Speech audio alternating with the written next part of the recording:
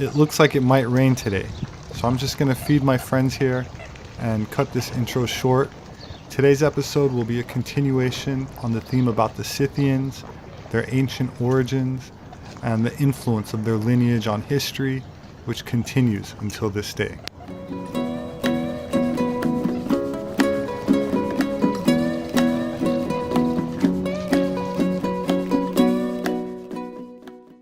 The Merovingian dynasty was the ruling family of the Franks from the middle of the 5th century until 751. Their royal bloodline emerging as the King of the Franks, a group of Germanic people whose name was first mentioned in 3rd century Roman sources, but along with other Germanic tribes that I mentioned in my last video, stemmed from Scythians or Aryans that penetrated into Europe from Anatolia. If you haven't seen it yet, I'll leave a link in the description. It's called History of the Royal Dragon Bloodline, and their ancient symbol was the dragon, which comes down to us in legends of invading dragons in European mythology. When we look up the etymology of the word dragon, we find that it says, from Old French dragon, and directly from Latin draconum, or draco, meaning huge serpent, and from Greek drakon, meaning serpent, giant sea fish. But then it also says it stems from durkistai, to see clearly, and from Proto-Indo-European durk, to see. In Sanskrit, visible. In Old Irish, I have seen. Old English and Old High German, light, clear. And Albanian, which linguistically is very close to the original Proto-Indo-European and means light. Then it goes on to say, perhaps in the literal sense, it's the one with the deadly glance. That's interesting, and conjures up the ancient symbol that is most commonly referred to as the evil eye, which is famous all over the Mediterranean since ancient times, spanning much of what has once been the Phoenician Empire, colonies, and trade routes. In Hebrew, dragon translates to tannin, a great sea monster, which brings us back to the Merovingians, whose name is said to derive from Merovi, king of the Franks. According to the legend, Merovi had two fathers, King Clodion and a strange beast of the sea. The druidic title of Pendragon, which means high dragon or king of kings, was passed on to the Merovingian kings in 666 AD. In Bloodline of the Holy Grail, Lawrence Gardner says, quote, despite the carefully listed genealogies of his time, the heritage of Merovios was strangely obscured in the monastic annals. Although the rightful son of Clodion, he was nonetheless said by historians Priscus to have been sired by an arcane sea creature, the Bisti Neptunus. The Cimbrian Franks, from whose female line the Merovingians emerged, were associated with the Grecian Arcadia before migrating to the Rhineland. As we have seen, they call themselves the Numaj, people of the New Covenant, just as the Essenes of Qumran had once been known. It was the Arcadian legacy that was responsible for the mysterious sea beast, the Bisti Neptunus, as symbolically defined in the Merovingian ancestry. The relevant sea lord was King Pallas, a god of old Arcadia. The immortal sea lord was said to be ever incarnate in the dynasty of ancient kings, whose symbol was a fish, as was the traditional symbol of Jesus. This sea creature represents Neptune, the god of the sea in mythology, who is said to have founded Atlantis, which is the pagan version of the pre-flood civilization which God judged in Genesis, and it describes the intermarriage of mankind with the sons of gods. Quote, and it came to pass, when men began to multiply on the face of the earth, and daughters were born unto them, that the sons of God saw the daughters of men, and that they were fair, and they took them wives of all which they chose. And the Lord said, my spirit shall not always strive with man, for that he also is flesh, yet his days shall be 120 years.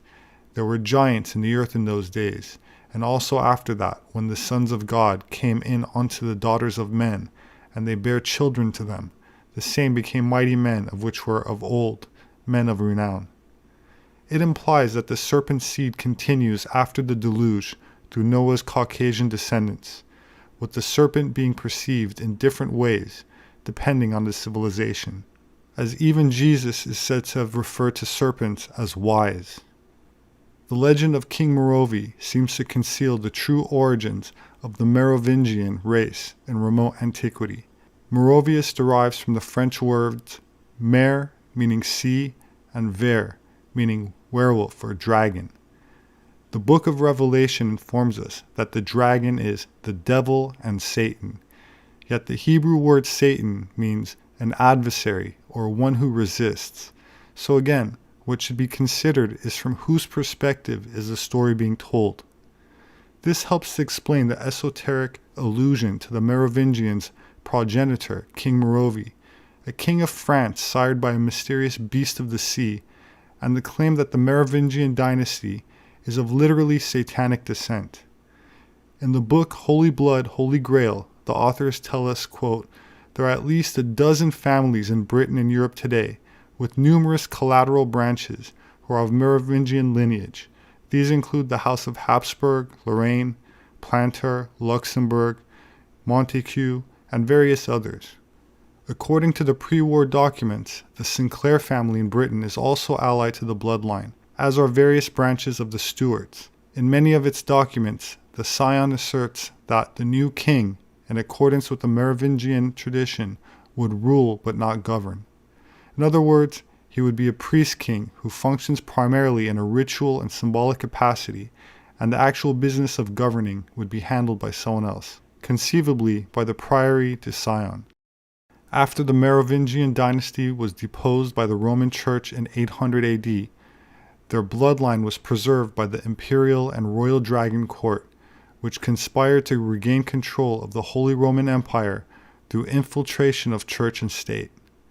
Their insignia was a dragon in the form of a circle and a red cross, the rosy cross of the Priory de Sion, the Knights Templar, and the Rosicrucians.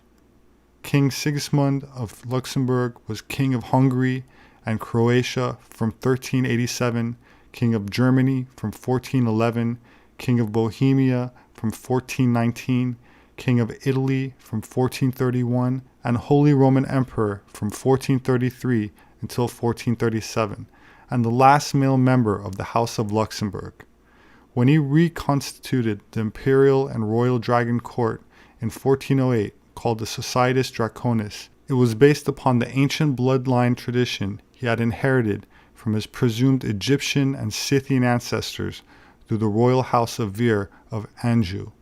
This line had descended on one side through the Tuatha De Danann, or the dragon kings of Anu, who come down to us in myth as a race of fairies, and not in a metaphysical context, but an actual race of people that settled Ireland from around 800 BC, as well as the Black Sea Scythian princes from around modern Ukraine, which I covered in my last video and identified as synonymous with the Aryans, and the Egyptian dragon dynasty of Sobek, who is the crocodile god portrayed as a crocodile-headed man with the headdress of feathers and a sun disk, known as Sukos in Greek, associated with pharaonic power, fertility, present in the ancient Egyptian pantheon from the Old Kingdom through the Roman period. This Egyptian lineage, incidentally, included the bloodline of the Davidic house of Judah, who married into the Merovingian kings of the Franks. In the book Holy Grail Across the Atlantic, author Michael Bradley says, quote, there was a very great Jewish component among the Sicumbrian Franks, Merovingians, and because they practiced polygamy, they left a great number of offspring. These aristocratic Merovingian children married into almost all of the noble families of Europe during the 5th, 6th, and 7th centuries. This has prompted more than one historian to suggest that the foundation of European nobility is Jewish. According to Nicholas de Vere, author of The Dragon Legacy, members of the dragon court would often wear the insignia of a dragon curved into a circle with a red cross, the same emblem of the original Rosy Cross, which had identified the Grail succession from before 3000 BC. Quote, it is just possible that, in the Merovingians, we may have a dynasty of Germanic Hirconage, which means army kings or military leaders, derived from an ancient kingly family of the migration period. The princedoms of Vir are actually cultural manifestations of genetic qualities carried in the historical elven blood royal. Established in Angers in 740 as a royal house arising from far older sacral, regal, Pictish, Scythian Vir origins rooted in antiquity, the House of Vir is recorded in a single name and in an unbroken line for over 1,300 years, and consequently is one of the oldest surviving royal dynasties in Europe. The House of Vir are descended in numerous lines from the Merovingian dynasty and consequently share in this ancient Germanic royal blood tradition. Here's Nicholas de Vir in his own words. What is the significance of the dragon symbolism, symbolizing, I guess, the origin of this race and the source of the power that it represents? I remember you saying in your book that you can trace that back to the Sumerian figure of Tiamat, the original dragon goddess, who sort of represented the chaos out of which the universe was created. Yeah. What does it mean to you exactly? The symbol of the dragon. Yes, in connection to what you're doing. Transcendent consciousness. Okay. The ability to clear the mind. Let's have a look at the word dragon. The word dragon comes from the Greek edrakon, which is what they call an aorist, or a verb that hasn't got a past, present or future tense. It's just a verb, of the word dokesthai, which is a word which simply means to see clearly. Now, that means that the word dragon simply means one who sees clearly. The idea of kingship, or the word, let's have a look at the word king. King means to see clearly, and dragon means to see clearly. So therefore, dragon king is a bit of a tautology, really, because dragon and king are the same thing, or dragon and prince, the first. The symbol of dragon for me represents, firstly, you have the serpentine quality of it, which has always been associated with healing, with the spinal column and the cerebral cortex and so on. Secondly, as a serpentine figure with wings, it shows that that healing power, or the healing of the mind, has transformed the individual, who now has a higher overview of life through clarity than perhaps other people do.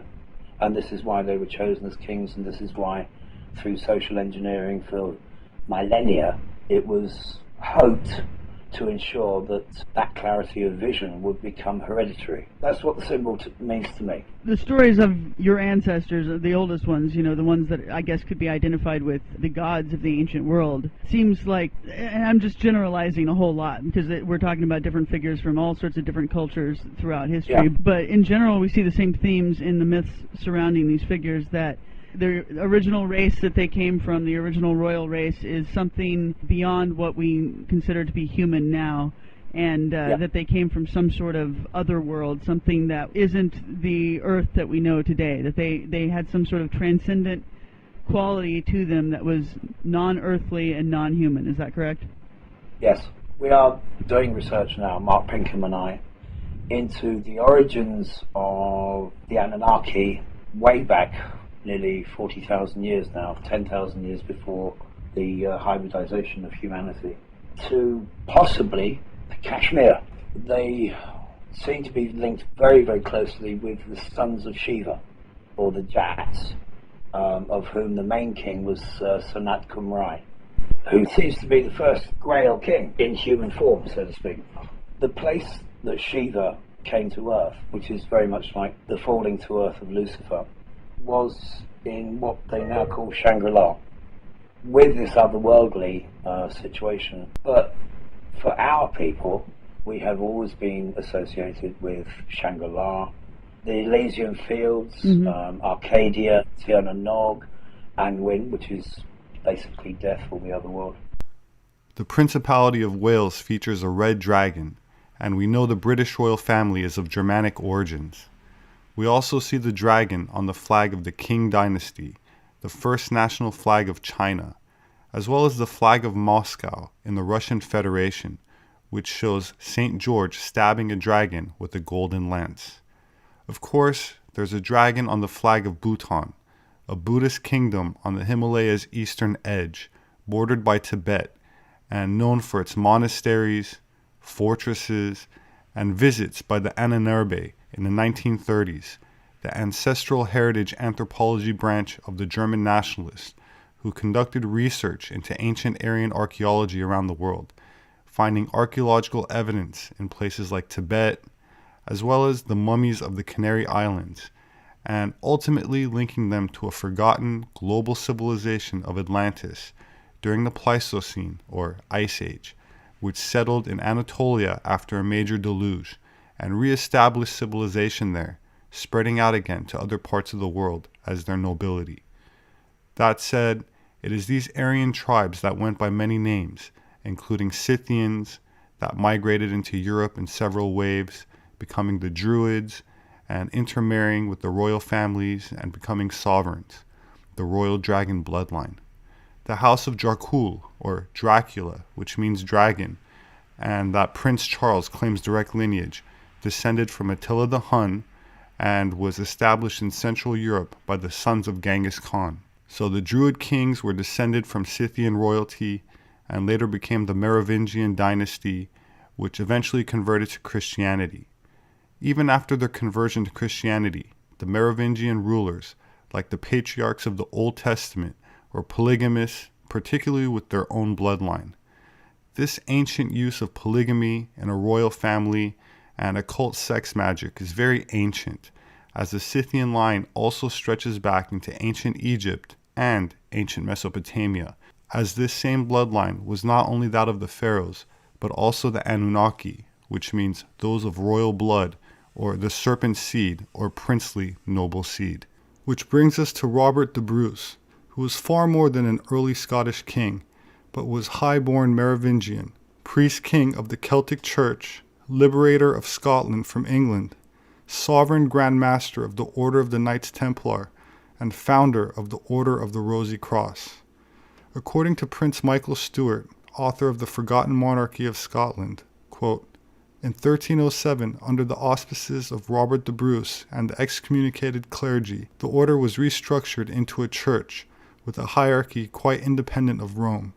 The Templar Church had abbots, priests, and even bishops. The knights began to train the army of Robert the Bruce in the hit-and-run tactics of warfare established in the Crusades. The Roman Church may have betrayed the Templars, but in Scotland they found something far more trustworthy and tangible, a sacred royal house and a priest-king of the Celtic Church succession. The King of Scots was installed as a hereditary sovereign Grand Master, and from that time, whichever descending king held that office, he was to be known as Saint Germain. A new order was then formed, called the Elder Brothers of the Rosy Cross, and several of the Rosy Cross Knights then sailed to France for a meeting with Pope John XXII at Avignon. Many historians have presumed, therefore, that the Knights Templar must have disbanded in Scotland, but this was not the case. It was simply that Bruce had contrived the secret order to become even more secretive. Indeed, the Order of the Knights of the Rosy Cross had been established by Bruce for Templars who had been valiant at Bannockburn, and this was a very successful cover. The Merovingian dynasty still maintains its legitimacy, and according to members of the organization, will one day openly assert the divine right of their nobility to rule the world as an angelic race of demigods, whose ancestors, they claim, were the fallen angels. My name is Robert SEPEHR. I'm an anthropologist. My published work is available on Amazon. My books make a great gift. If you'd like to support my work, you can do that through patreon.com. There should be a link in the description section for those that are interested. I appreciate it very much. Thank you. Please hit the like button and subscribe for future updates. As always, I look forward to reading your thoughts, so please don't forget to leave a comment below. Have a great weekend, and I hope to see you again soon.